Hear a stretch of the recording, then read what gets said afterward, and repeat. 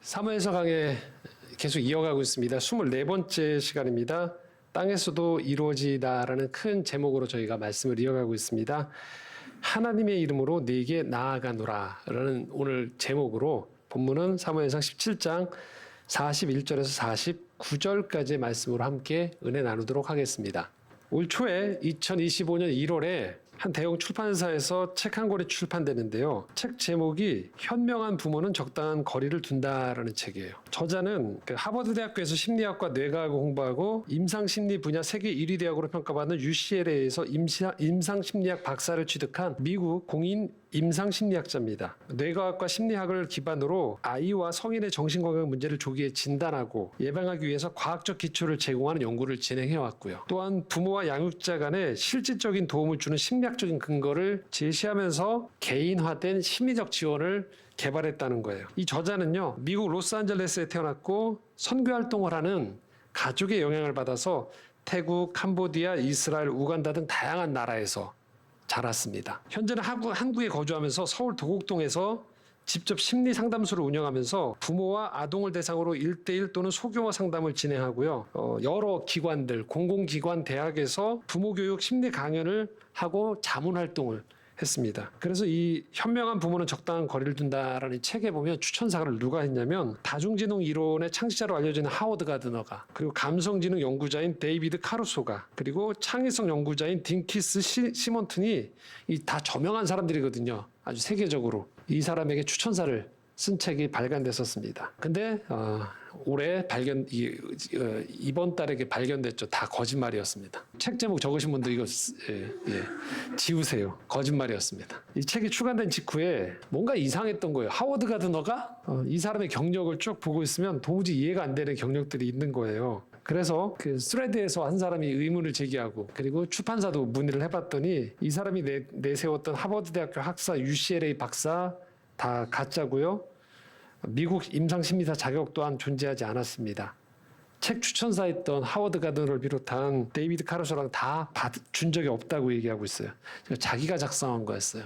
실제로 이 저자는 국내에서 요가 강사와 필라테스 지도자로 활동하고 있었고요. 영어 어학원에서 강사 경력이 있었어요. 영어를 좀 하는가 봐요. 그래도 이외에도 해부학 강의, 스포츠 재활, 또 마음 챙김, 스트레스 완화 전문가라는 자격을 자기가 가졌다고 주장을 했는데, 그러니까 굉장히 어마어마한 경력이죠. 뒷받칠 만한 자격이나 공인 기록이 없었어요. 그런데도 불구하고 실제로 아까 말씀드렸던 경력 중에서 여러분이 이름을 대면 알만한 공공기관에서, 대학에서 실제 강의를 했어요. 그리고 다수의 학부형들과 상담을 실제로 진행했습니다. SNS도 활발하게 부모 상담을 하고요. 그리고 이 책을 출판했던 출판사도 여러분 이름 대면 알만한 대형 출판사예요. 어떻게 이런 일이 벌어질 수 있는가 했더니 꼬리를 물고 들어가 보니까 서로 간에 맞물려 있는 거예요. 저기서 강의해서 믿었어요. 여기에서 뭘 했어요. 서로 간에 다 크로스 체크가 안 된 상태에서 큰 기관에서 강의를 했으니까 뭐 했으니까 해서 믿을 만한 곳이니까 해서 이게 눈덩이처럼 커졌던 거죠. 결국 이달 10일에 SNS에 이 저자의 남편이 아내가 스스로 목숨을 끊었다라고, 그래서 지금 장례 절차 중이고 그렇게 해서 진행되고 있다라는 걸 SNS에 올렸어요. 근데 많은 사람들이 의심하고 있어요. 안 죽었을 수도 있다. 어딘가에 분명히 살아있을 수도 있다. 이 화려한 포장 기술을 봤을 때는 이거 믿을 수 없다라고 뉴스에도 나왔어요. 그래서 꽤 큰, 지난 한 몇 주간의 SNS에서 큰 사건이었어요. 가짜 인생을 살아왔는데 이게 어떻게 가능해질까를 생각해 보면 정확히 사람들이, 대중들이 원하는 어떤 욕구를 알고 있는 거죠. 이걸 얘기하면 사람들 다 믿는다라는 것들. 그리고 이것들이 하나둘씩 누적이 되어지기 시작하면 어느 순간에는 진실보다 훨씬 더 중요한 건 그 사람의 인지도와 유명세가 더 크다라는 것들을 정확히 알고 있었던 것이죠. 결과적으로 이 저자는 자기 인생을 산 게 아니었죠. 남의 인생을 포장해서 마치 자기 것인 양 살아왔던 것이죠. 오늘도 우리가 많은 이 현대 문명 속에서 살아가면서 참 힘든 이유 중에 하나가 도무지 우리 살아가는 세상이 내가 나답게 살아가도록 그냥 내버려두질 않죠. 계속 뭔가에 대한 것들 요청을 해요. 어려서부터 우리의 교육은 나답게 살아가는 게 아니고 남하고 어떻게 하면 똑같이 만드느라고 대다수의 시간을 보내게 되죠. 스펙을 갖추고 학력을 갖추고 이력을 갖추기 위해서 똑같아지기 위해서 시간을 보내도록 교육을 하고 그런 루트를 밟을 때 우리는 모범생이고 인생에 성공하는 것처럼 이야기하죠. 그러나 실제 학창시절을 마치고 이 세상이라는 바다 위에 올라가기 시작하면 그때부터는 그것만 가지고 되어지지 않는다는 것 때문에 당황하는 거예요. 내가 좋은 직장에 들어가면 내 마음을 지켜줄 줄 알았더니 그건 별개인 거예요. 직장은 단지 월급을 주는 것이죠. 학위를 좋은 곳을 내가 취득했을 때 그것들을 통해서 지혜가 생기는 것이 아니고 그때부터 내가 공부할 수 있는 단지 툴을 익혔던 것이죠. 도구를 익혔던 거기 때문에 그때부터는 내가 공부를 하기 시작해야 되는 거예요. 당황하는 거죠, 우리는. 하라는 대로 계속 해왔으면 이것들이 다 보장해 줄 줄 알았더니 그렇지 않고 도리어 나의 내면의 소리, 또 나다워지는 것, 내 마음을 챙기는 것들은 오롯이 다시 내 몫이 된다는 것들을 배워본 적이 없다 보니까 당황하게 되는 거예요. 이 지점에서 사람들은 두 갈래 길을 택하는 것이죠. 어렵더라도 그래서 복구하지 못했던 내 이야기를 회복하느냐, 아니면 아무도 가르쳐주지 않으니까 다시 남의 인생과 버무려서 적절히 이곳에서 대체 만족을 누리면서 살아가겠느냐를 선택하면서 우리가 흘러가게 돼버리는 거예요. 현대인들이 그래서 많이 마음이 아프죠. 닫혀 있어요. 힘들고요. 이 얘기를 아무도 안 해주거든요. 성경을 통해서 만나는 하나님은 우리에게 계속 얘기하시는 거예요. 한 사람 한 사람을 고유하게 창조하셨다는 거예요. 이 세상을 살 동안에 하나님은 내가 고유한 나를 창조하신 모습으로 내가 살려고 노력할 때 그 하나님은 전폭적으로 그 흐름에 동의하시고 나를 지원해 주세요. 지난 시간에 우리가 이 다윗이 골리앗과 싸우러 가면서 사울이 왕이 준 갑옷을 입지 않았다라는 것을 우리가 함께 보았어요. 그리고 다윗 스스로가 가장 익숙한 것, 목동을 하면서 목자를 하면서 가장 익숙했던 물맷돌과 그리고 막대기를 가지고서 돌멩이를 가지고서 골리앗 앞으로 나아간다고 얘기했습니다. 이게 결코 무모한 게 아니라는 거예요. 자신이 가장 잘할 수 있는 준비된 상태에서 다윗이 나아간 거예요. 전쟁에 가장 적합한 형태로. 자, 반면에 골리앗은 어땠을까요? 41절인데요. 함께 읽어보겠습니다. 블레셋 사람이 방패든 사람을 앞세우고 다윗에게로 점점 가까이 나아가니라. 골리앗 혼자 나온 줄 알았더니 앞에 누가 있어요? 방패든 사람이 따로 있어요. 본인의 이 장구가 워낙 무겁다 보니까 방패든 사람 앞에 따로 세우는 거예요. 금방 우리가 이해가 되시죠? 어떤 상황입니까? 거의 3m에 육박하는 골리앗, 자기의 갑옷이 60kg, 들고 있는 칼만 해도 거의 6kg, 7kg 없는 칼을 들고 있다 보니 둔할 수밖에 없는 거죠. 빠를 수가 없어요. 그렇기 때문에 골리앗이 염두에 두는 건 어떤 것이냐면 근접전인 거예요. 가까이 가서 싸우는 거예요. 힘으로 압도하는 거죠. 반면에 다윗은 어떻게 했냐? 48절, 49절 읽겠습니다. 블레셋 사람이 일어나 다윗에게로 마주 가까이 올 때 다윗이 블레셋 사람을 향하여 빨리 달리며 손을 주머니에 넣어 돌을 가지고 물매로 던져 블레셋 사람의 이마를 치매 돌이 그의 이마에 박히니 땅에 엎드러지니라. 한 번씩은 다 들어본 스토리죠. 근데 여기 자세히 보십시오. 48절에 보면 블레셋 사람이 일어나 다윗에게로 어떻게 한다고요? 마주 가까이 오고 있다고 표현하고 있어요. 그러니까 예상이 되는 건 걸어왔을 가능성이 큰 거예요. 저벅저벅. 반면에 다윗은 어떻게 했습니까? 블레셋 사람을 향하여 빨리 달려오고 있는 거예요. 속력을 내고 있는 거예요. 저쪽에선 아주 덩치가 큰 장수가 앞에 방패 둔 사람 하나 두고 어슬렁어슬렁 오고 있는데 이쪽에선 다윗이 어떻게 하고 있는 거예요? 물맷돌을 돌리면서 엄청난 속도로 달려오고 있는 거예요. 고대 전쟁에서는 군사의 세 종류가 있었다고 해요. 하나는 지금 골리앗처럼 중무장한 보병인 거예요. 이 보병들은 칼, 방패, 갑옷이 필수적인 거예요.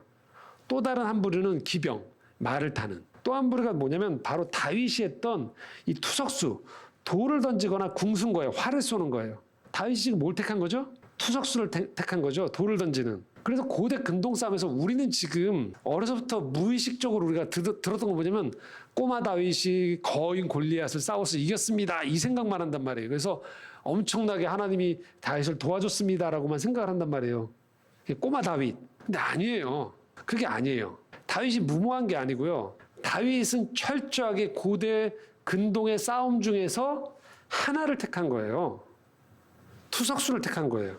그래서 고대 근동에서 이 치명적 무기였던 돌을 가지고서 지금 공격에 나간 거예요. 다윗이 이 싸웠던 때가 다윗이 대략 한 BC 1000년경 인물로 추정되거든요. 그런데 이 대형 박물관에 가면 BC 700년경에 아시리아 군대가 사용했던 이 투석수가 이렇게 나와요. 사진에 보면 이런 모양인 거예요. 이런 걸 가지고 다윗이 실제 골리앗을 향해서 돌을 던진 거예요. 여러분 생각하실 때 그 막연하게 이 생각하지 않으셨어요? 혹시 호숫가에 가서 이렇게 물제비 던질 때처럼 이렇게 얇은 거 가지고 던진 것 같은데 여러분 저거 맞으면 괜찮으시겠어요? 네. 그렇죠? 이게 수제비가 이게 물제비가 아니에요. 거기다가요 그 아웃라이어로 유명한 그 말콤 글래드웰이라는 저널리스트 있거든요. 이 사람이 또 다른 책 제목이 다윗과 골리앗이라는 책이 있어요. 그러니까 이것만 놓고 쓴 책이 있어요.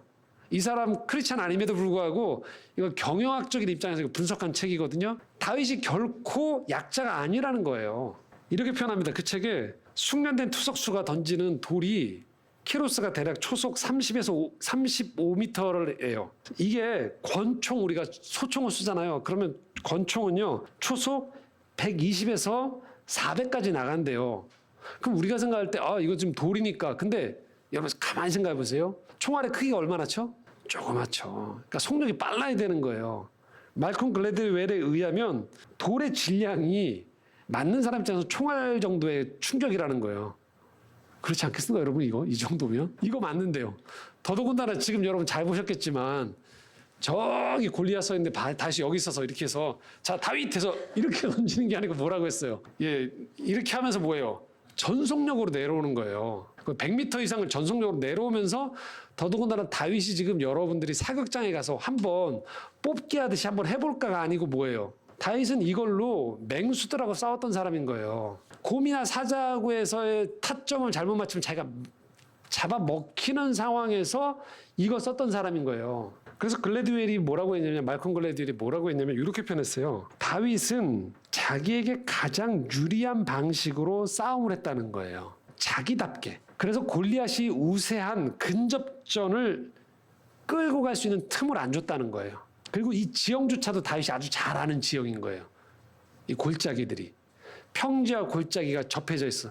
어떻게 해서 달려가야지 가속력이 붙는지 저쪽에 어떻게 무방비인지를 정확히 다윗이 이 지형을 알고 있었다라고 얘기해요. 거기다가 다윗은 무기만 준비했을까요? 아니에요. 다윗은 이렇게 전속력으로 나아가는 가운데 하나님과 함께 나간 거예요.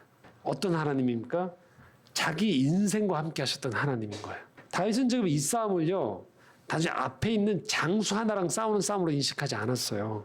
앞에 있는 장수의 입을 통해서 지금 상황이 내 인생에서 함께 하셨던 하나님, 내가 예배드렸던 하나님이 전면적으로 부정당하는, 그 말은 곧 내 인생이 부정당하는 것들에 대해서 저항하는 거예요. 그러면서 달려가고 있는 거예요. 45절에 47절 함께 읽겠습니다. 다윗이 블레셋 사람에게 이르되 너는 칼과 창과 단창으로 내게 나아오거니와 나는 만군의 여호와의 이름 곧 내가 모욕하는 이스라엘 군대의 하나님의 이름으로 내게 나아가노라. 오늘 여호와께서 너를 내 손에 넘기시리니 내가 너를 쳐서 내 목을 베고 블레셋 군대의 시체를 오늘 공중의 새와 땅의 들짐승에게 주어 온 땅으로 이스라엘의 하나님이 계신 줄 알게 하겠고 또 여호와의 구원하심이 칼과 창에 있지 아니함을 이 무리에게 알게 하리라. 전쟁은 여호와께 속한 것인즉 그가 너희를 우리의 손에 넘기시리라. 45절에 이렇게 표현합니다.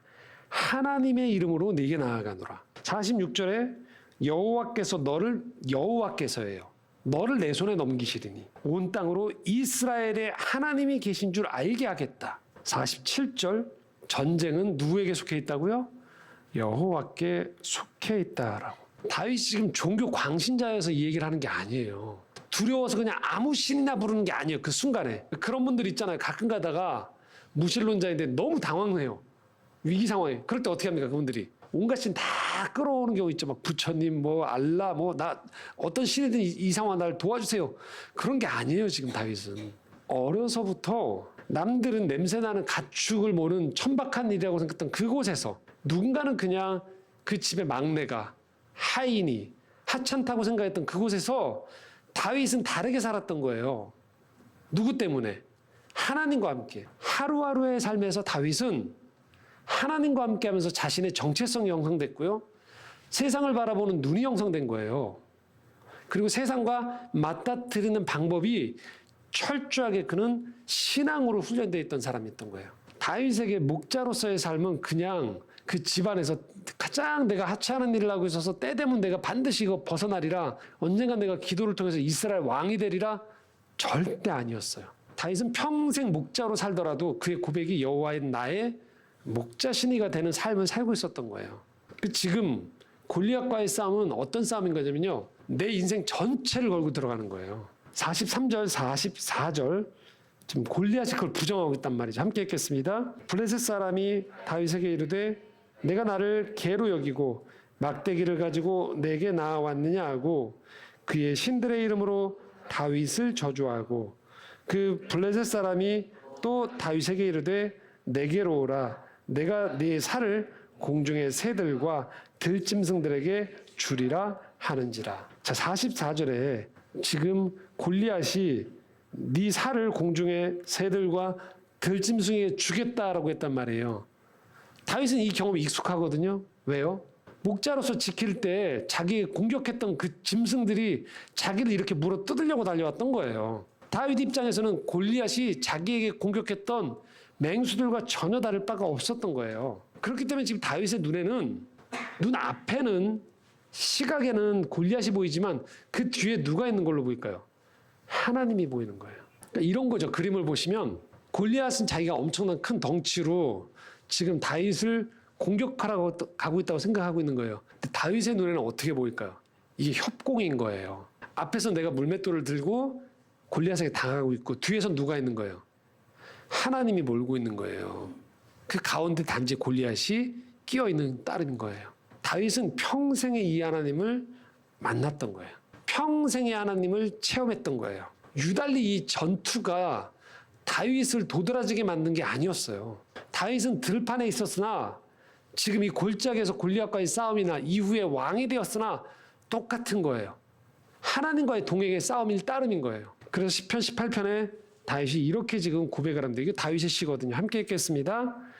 여호와는 나의 반석이시요 나의 요새시요 나를 건지시는 이시요 나의 하나님이시요 내가 그 안에 피할 나의 바위시요 나의 방패시요 나의 구원의 뿌리시요 나의 산성이시로다. 내가 주를 의뢰하고 적군을 향해 달리며 내 하나님을 의지하고 담을 뛰어넘나이다.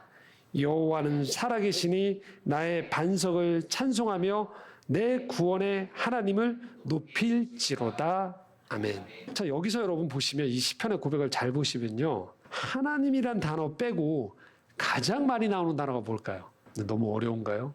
나예요. 나죠, 나. 나의 하나님인 거예요. 내 부모의 하나님이 아닌 거예요. 나의 하나님. 다윗은 평생에 그 하나님을 찾은 거예요. 우리가 기도할 때 왜 기도가 안 될까요? 남의 기도해서 그래요. 하나님 저 사람처럼 되게 해주세요 그러는 거예요. 하나님 우리 집은 저 집처럼 왜 안 다르죠? 저 집처럼 왜 안 되죠? 하나님 우리 집은 왜 이 모양이죠? 하나님 나는 왜 이래요? 이렇게 하고 있는 거예요. 그 기준이 어디 있어요? 다른 사람에 맞춰져 있는 거예요. 하나님은 내 인생으로 찾아오세요. 그러니까 우리가 언제 하나님이 살아계심을 만날까요? 내 문제를 놓고 기도할 때 만나는 거예요. 나의 하나님이 돼야 되는 거예요. 평생의 싸움이. 누군가에게 칭찬받는 하나님이 아니에요. 보기 좋은 하나님이 아니에요. 이거는 아무도 해결하지 못할 것이다. 이건 아무도 편들어주지 못할 것이다. 이것은 누구라가 보더라도 저주받은 삶이다라고 한 그 자리에 누가 들어오는 거예요? 하나님 외에는 못 들어가니까 거기 하나님이 필요한 거죠. 근데 우리는 하나님을 하나님으로 대우하지 못하는 거예요. 이 풀 수 없는 난제 때문에 하나님이 필요한 거라고요. 근데 우리는 어떻게 해요? 이게 다 정리가 되고 내 마음도 평안해지고, 근데 주변 사람들도 경제적으로, 건강으로, 심령적으로 모든 계획들이 다 평온해질 때 나와서 하나님을 찬양할 때 그 삶이 축복받은 삶이고 하나님이 원하시는 게 그 삶이라고 생각하시는 거예요. 아니에요. 기도하면서 그럴 수 있거든요. 하나님 저는 왜 이렇게 참을성이 없죠? 라고 할 수 있단 말이에요. 그럼 어떤 기도하는 거예요? 참을성이 없는 나와 함께 하시는 하나님을 기도하는 거예요. 하나님 저는 왜 이렇게 불안하죠? 뭐예요? 잘 불안해하는 이 내 삶에 찾아오신 하나님께 붙들림 받는 거예요. 그래서 그 하나님을 찾아가는 거라고요.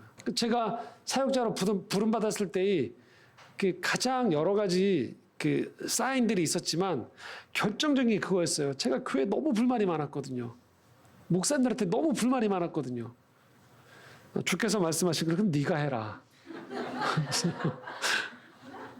네가 해봐라는 거였어요. 자꾸 남 탓하니까 네가 해. 쉽게 말하면 다윗은 자신의 일생을 살았어요. 자신의 인생을 살았어요.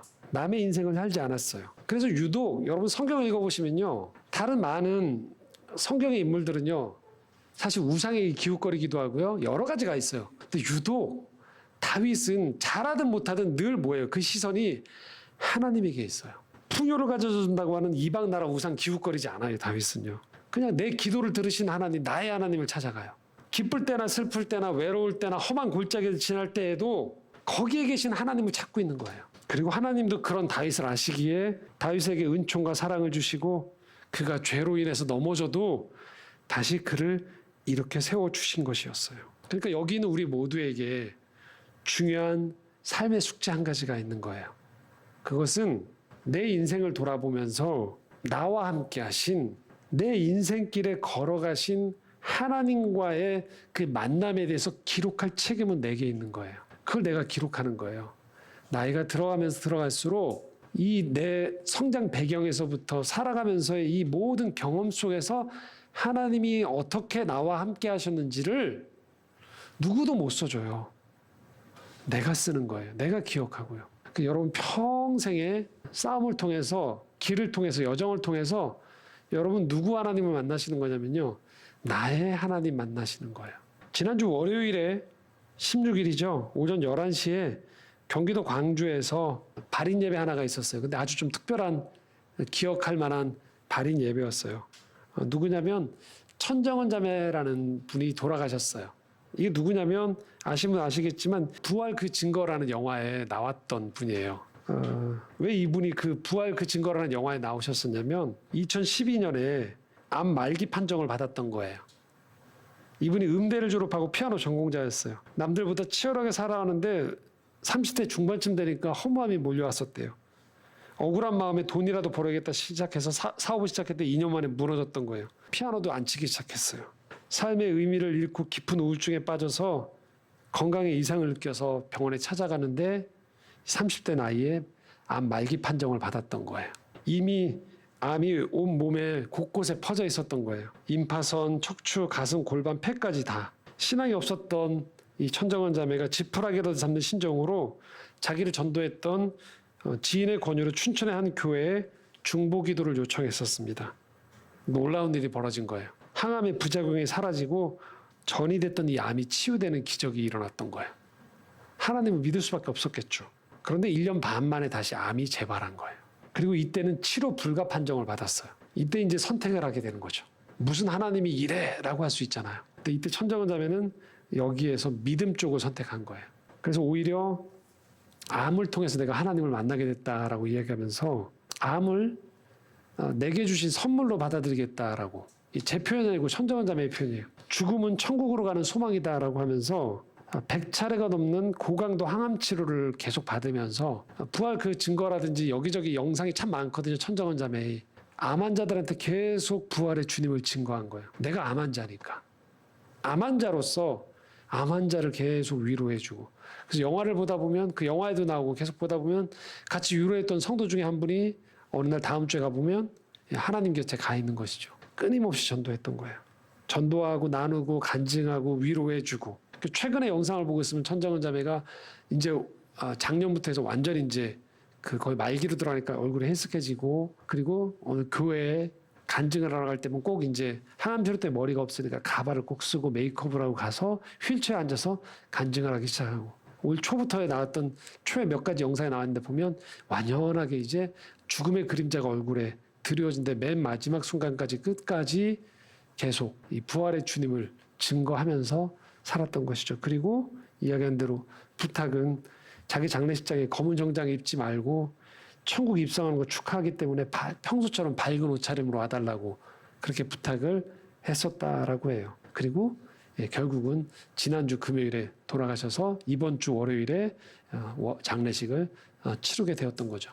12년이니까 대략 25년이니까 지금 한 10년 좀 넘는 한 14, 15년 정도의 삶을 암과 투병하면서 살아왔던 참 지난했던 인생이었던 것이죠. 근데 자기에게 찾았던 암을 삶의 문제로 여기고 이걸 토대로 나의 하나님을 찾아가기 시작했었던 것이 인생의 가장 절벽 같은 순간에 하나님을 만났던 것이고 암이라는 떨쳐내고 싶은 골리앗에게 굴복당하지 않고 끝까지 하나님을 전하는 삶을 살았던 것이죠. 여러분 영웅이 될 필요는 없어요. 그러나 자기 인생에 충실하게 살 필요는 있다는 거예요. 그게 우리의 소명이에요. 다윗이 골리앗을 향해 달려가는 모습은 자기 인생 전체를 걸고 하나님을 향해 달려가는 신앙인의 모습인 거예요. 제가 마지막에 여러분들하고 좀 나누려고 이 그림을 그렇게 찾았었어요. 골리앗을 향해 정말 멋있게 달려가는 다윗의 모습, 돌팔매를 던지면서 던지는 그 모습을 여러분과 함께 나누려고 찾았는데요. 없어요. 그러니까 없다는 의미가 그림이 아예 없다는 의미가 아니고 왜 애니메이션이나 이런 건 있어요. 근데 우리가 아는 왜 화가들이 그린 그림 있죠? 없더라고요.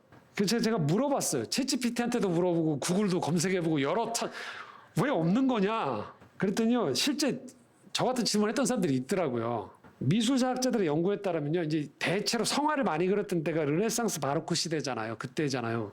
그 화가들이 원하는 건요. 극적인 순간이었던 거예요. 그러니까 복잡한 연속 동작보다 상징으로 압축된 극적인 순간이 훨씬 좋다는 거예요. 그래서 어떤 그림을 많냐면 차마 제가 이 그림을 왜 못 가져왔냐면 여러분 다 다윗이요 골리앗 목 들고 있는 사진이요.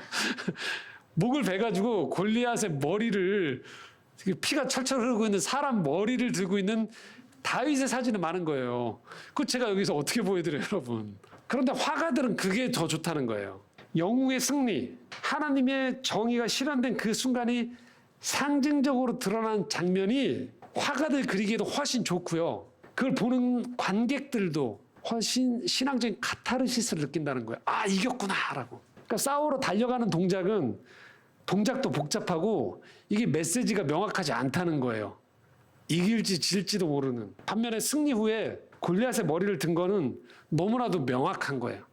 쾌감도 있고 확실한 메시지가 나오는 거죠. 우리 삶이 이렇지 않을까요? 그러니까 우리가 원하는 건 승리 이후에 전리품을 들고 환호하는 거예요. 경기로 치면 이기고서 이 월계관을 받고 있고 메달을 차고 있는 순간을 우리가 바라고 있는 거예요. 그게 진짜 삶이라고 얘기하는 거예요. 근데 실제로 우리의 삶은 냄새나는 가축을 돌보는 목자의 삶일 가능성이 많고요. 그리고 실제로 하나님을 생생하게 경험하는 그 순간들은 도리어 골리앗을 이기고 그의 목을 들고 있던 포효하는 이김의 승리의 포효를 하는 다윗이 아니고 저 앞에 있는 장수를 향해서 두렵지만 달려가고 있는 이길 수도 있고 질 수도 있고 명중할 수도 있고 아닐 수도 있는 불확실함 속에서도 그래도 하나님을 믿는 믿음으로 달려가고 있는 순간들이 실제 우리 삶의 대부분인 거죠. 그래서 오늘도 우리는 한 주간에 이렇게 열심히 뛰어다니는 거예요. 이게 어떻게 결론이 날지도 모르는데 열심히 사람들과의 관계에서 조율하고 협의하고 열심히 여기저기 내 꿈을 향해서 계속 시도를 하고 있는 거죠. 안 보이는 거죠. 근데 정작 우리가 놓치는 건 그 순간들이 다 하나님이 함께 하셨던 순간들이라는 거예요. 그래서 지금도 함께 하신다는 거예요. 여러분의 두려운 마음, 막막한 마음, 그리고 뭐 끝이 잘 보이지 않는 것들, 이 속에서 하나님이 여러분과 함께 하시면서 나의 하나님으로 하나님은 지금 찾아오신다는 거예요. 우리가 그 하나님을 만나는 겁니다. 우리 평생을 걸쳐서 우리가 해야 되는 것, 내게 주어진 소명이 있는 거예요. 내 자리가 있는 거예요. 나 아니고는 안 되는 자리가 있고요. 나를 통해서 드러난 하나님의 역사하심이 있는 겁니다. 우리가 거기에 그 자리에 나아갈 때 하나님을 만나게 되는 거예요. 자꾸 눈을 다른 데 돌리니까 하나님이 안 보이는 거예요. 이 자리에 하나님, 나를 만나려고 찾아오신 하나님께 내가 나가야 되는 거예요. 거기에서 우리의 믿음의 지경이 두터워지는 거고 넓어지는 것이고 그 하나님과 함께하면서 내 인생의 다른 차원이 보이기 시작하는 겁니다. 그럴 때 인생은 끊임없이 골리앗의 연속이 아니고 하나님과 함께하는 푸른 풀밭, 쉴 만한 물가가 되어지는 것입니다.